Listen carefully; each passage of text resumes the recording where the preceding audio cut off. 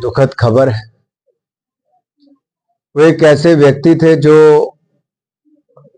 बहुत सामान्य परिवार से आए, गरीबी भी देखी, लेकिन अपनी शिक्षा, अपनी काबिलियत के बल पर, जहां एक और आरबीआई के गवर्नर भी रहे, भारत के वित्त मंत्री रहे, भारत के प्रधानमंत्री 10 वर्षों तक लगातार रहे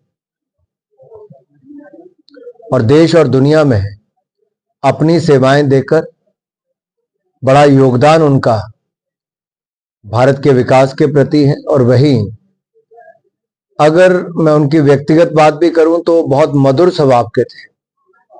प्रधानमंत्री रहते हुए जब व्यक्तिगत रूप से मिलना तो पूछते थे प्रोफेसर साहब कैसे हैं। प्रेम कुमार धूमल जी को प्रोफेसर साहब ही कहते थे, प्रोफेसर प्रेम कैसे हैं ऐसे पूछते थे।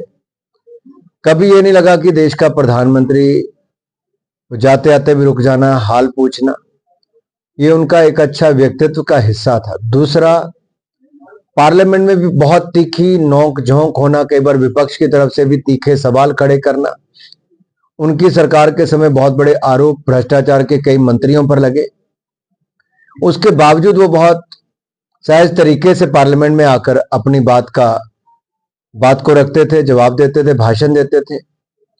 और जो कोई उम्मीद नहीं करता था, मनमोहन जी कई बार डॉक्टर साहब शेर व शायरी में भी तंज कसने का काम या जवाब देने का काम करते थे। मुझे आज भी याद है, सुषमा जी ने बहुत तेज तरार भाषण किया, बहुत शेर व शायरी भी की, तो मनमोहन सिंह जी ने भी वापस आकर उसी तरीके से बहुत सादगी भरे तरीके से अपनी बात रखी, साधारण तरीके, लेकिन शेर व शायरी के साथ उन्होंने भी, और सब लोग हैरान थे कि डॉक्टर साहब भी शेर व शायरी कर रहे हैं।